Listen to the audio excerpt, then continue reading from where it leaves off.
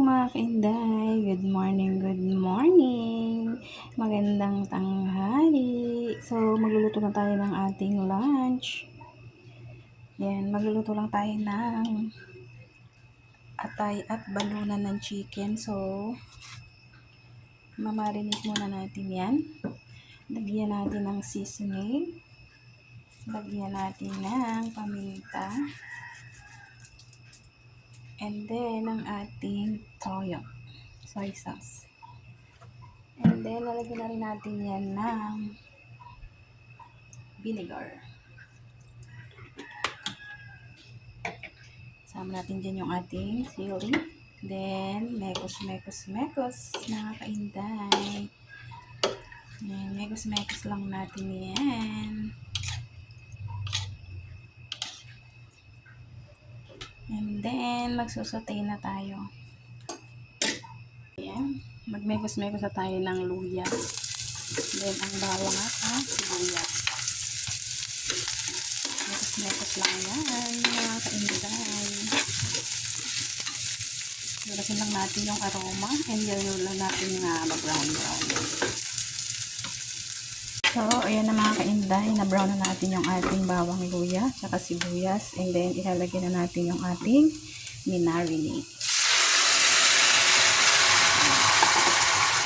Ganyan muna yung mga kainday, i-cover muna natin. So, tingnan na natin mga kainday. Yan. Nakulo na siya dyan.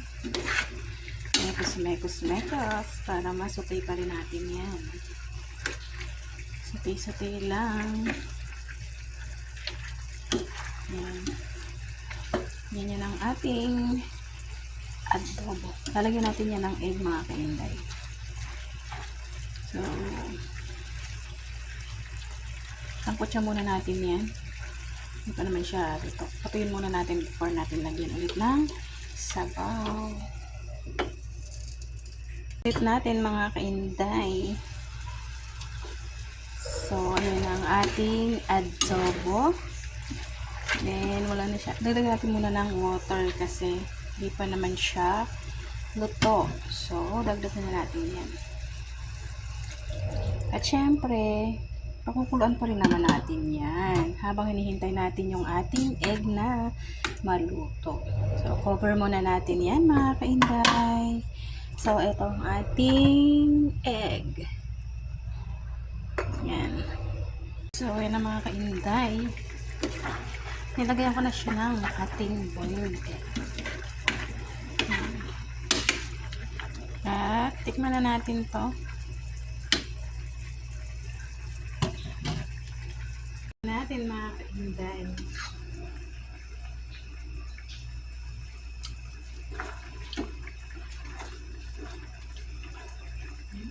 Ganyan.